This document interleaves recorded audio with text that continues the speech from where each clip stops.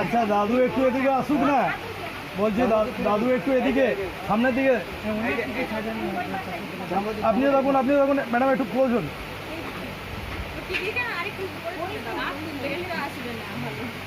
Madam আরেকটু close, চোখটাও Dhaka পড়ে গেছে। দেখি তাকাও ভালো করে, বাবা ভালো করে না, না আর কাঁদানো চলবে না।